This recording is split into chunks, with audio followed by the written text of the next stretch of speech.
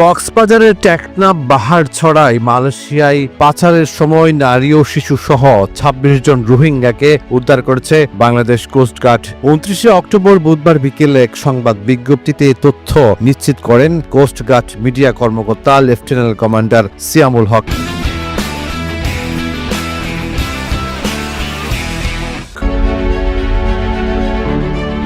তিনি জানান, গোয়েন্দা সূত্রে তথ্য পাওয়া যায় সাগর পথে মালয়েশিয়া পাচারের উদ্দেশ্যে বিপুল সংখ্যক রোহিঙ্গা নারী পুরুষ টেকনাফের বাহারছড়ার জুম্মাপাড়া আব্দুল আলীর ঘাট সংলগ্ন এলাকায় একটি সাম্পান বোটে অবস্থান করছে। প্রাপ্ত তথ্যের ভিত্তিতে মঙ্গলবার ২৮ অক্টোবর সন্ধ্যা ৭টার দিকে কোস্টগার্ড আউটপোস্ট বাহারছড়া কর্তৃক একটি বিশেষ অভিযান পরিচালনা করা হয়।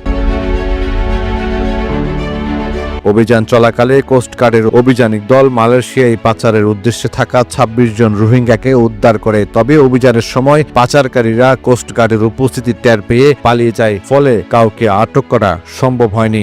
উদ্ধার হওয়া রোহিঙ্গারা জানান, কয়েকটি সংঘবদ্ধ মানব পাচারকারী চক্র বিদেশে উন্নত জীবন, উচ্চ বেতনে চাকরি ও অল্প খরচে মালয়েশিয়ায় যাত্রায় প্রলোভন দেখিয়ে টেকনাফ সহ বিভিন্ন স্থান থেকে রোহিঙ্গা ও বাংলাদেশি নাগরিকদের পাচারের চেষ্টা করছিল।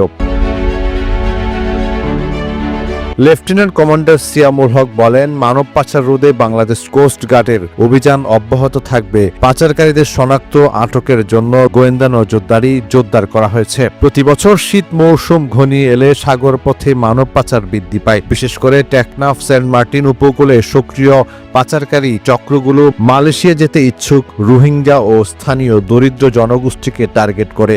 আইন শৃঙ্খলা বাহিনীর নিয়মিত অভিযান মানব পাচার রোধে ভূমিকা রাখতে ঝুঁকিপূর্ণ যাত্রা এখনো পুরোপুরি বন্ধ করা সম্ভব হয়নি।